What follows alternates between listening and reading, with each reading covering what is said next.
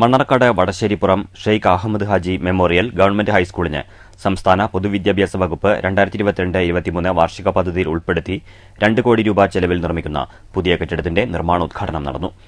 Mannarkkad MLA N Shamsuddin ഉദ്ഘാടനം നിർവഹിച്ചു.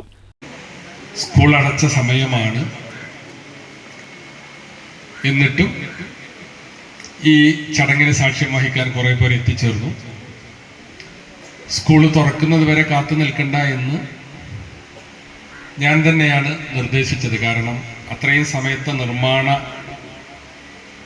സമയം, ഇനി സ്കൂൾ തുറക്കാൻ ഇനിയും 1.5 മാസം, 1 മാസത്തിലധികമുണ്ട്. അപ്പോൾ ആ സമയം വെറുതെ കളയേണ്ടതില്ല. പിന്നെ നിർമ്മാണം തുടങ്ങിയിട്ട് ഒരു നിർമ്മാണ വിഘാടനം നടത്തുന്നതും അഭംഗിയാണ്. അപ്പോൾ കുഞ്ഞാമു, അതുപോലെ തന്നെ നമ്മുടെ HM ഇൻചാർജ് എല്ലാവരും കൂടി ആലോചിച്ചപ്പോൾ നമുക്ക് ഈ രീതിയിൽ തന്നെ അങ്ങ് തുടക്കം കുറിക്കാം എന്ന് തീരുമാനിക്കുകയാണ്.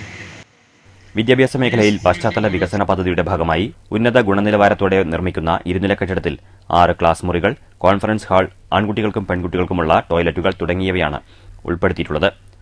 കോട്ടപ്പാടം ഗ്രാമപഞ്ചായത്ത് പ്രസിഡന്റ് അക്കര ജസീന അധ്യക്ഷയായി. പൊതുമരാമത്ത് വകുപ്പ് assistant executive engineer M. Aneesh സാങ്കേതിക റിപ്പോർട്ട് അവതരിപ്പിച്ചു.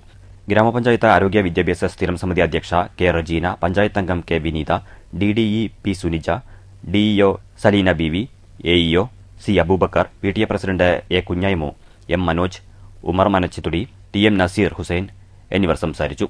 Headmaster in charge P. അബ്ദുനാസർ സ്വാഗതവും സഹാധ്യാപിക സംഗീത നന്ദിയും പറഞ്ഞു.